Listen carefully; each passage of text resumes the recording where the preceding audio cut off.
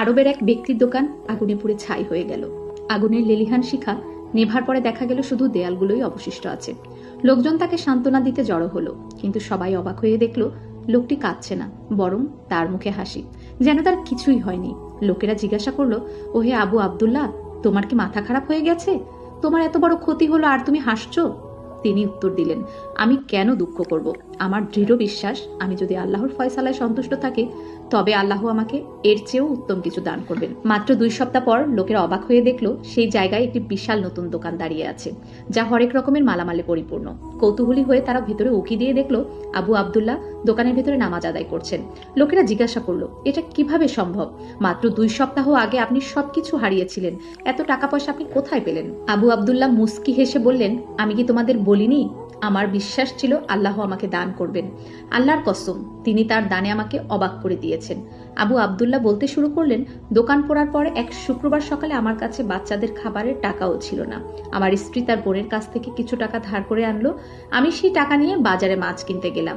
বাজারে দেখলাম একটি জেলে একটা ছোট মাছ হাতে নিয়ে কাকুতি মিনতি করছে। সে মাছটি 200 দিনারে বিক্রি করতে চাইছিল, কিন্তু মাছটির যা আকার তাতে কেউ 50 দিনারও দিতে চাইছিল না। আমি তার কাছে গিয়ে জিজ্ঞাসা করলাম, ভাই তুমি এত বেশি দাম চাইছো কেন? জেলে বলল, আমার মেয়ে খুব অসুস্থ, সারাদিন চেষ্টা করে আমি শুধু এই মাছটিই পেয়েছি। আমার 200 দিনার দরকার, যাতে আমি মেয়ের চিকিৎসার পুরো ঔষধ কিনতে পারি। তার অবস্থা দেখে আমার খুব মায়া হলো। আমি ভাবলাম আল্লাহর রাস্তায় একটি সদকা করে দেই। আমি তাকে 200 দিনার দিয়ে মাছটি কিনে নিলাম এবং বাড়ি ফিরে স্ত্রীকে রান্না করতে বললাম। এরপর আমি জুমার নামাজ পড়তে চলে গেলাম। নামাজ থেকে ফিরে এসে দেখি আমার স্ত্রী অবাক হয়ে বলছে, দেখো তো মাছের পেটে এগুলো কি পাওয়া গিয়েছে। আমি দেখলাম 9টি সুন্দর চকচকে পাথর। আমি বললাম, বাহ, পাথরগুলো তো খুব সুন্দর, আমরা এগুলো যত্ন করে রেখে দিব। 2 দিন পর আমার মেয়ে এবং জামাই বেড়াতে এলো। আমি জামাইকে পাথরগুলো দেখালাম। সে পাথরগুলো দেখেই চমকে উঠল। সে বলল, আব্বা, এগুলো সাধারণ পাথর নয়, এগুলো অত্যন্ত দামি মুক্তা, এগুলোর অনেক দাম, আপনি তো ধনী হয়ে যাবেন। আমার জামাই তখন ব্যবসায়ীদের সাথে যোগাযোগ করলো। তারা এই মুক্তগুলো কেনার জন্য রীতিমতো প্রতিযোগিতা শুরু করলো। আমি মাত্র 3টি মুক্ত বিক্রি করলাম আর বাকি 6টি রেখে দিলাম। আল্লাহ আমাকে সাহায্য করলেন এবং যা আমি হারিয়েছিলাম তার চেয়ে বহুগুণ বেশি ফিরিয়ে দিলেন।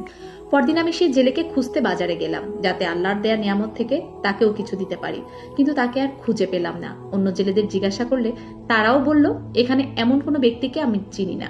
তখন আমি বুঝতে পারলাম সে আসলে কোনো সাধারণ জেলে ছিল না, হয়তো আল্লাহর পক্ষ থেকে কোনো পরীক্ষা বা সাহায্য ছিল, যা মানুষ রূপে এসেছিল। সবসময় আল্লাহর উপর তাওয়াক্কুল রাখতে হবে। তিনি আপনাকে এমন জায়গা থেকে রিজি ও খুশি দান করবেন যা আপনি কল্পনাও করতে পারবেন না।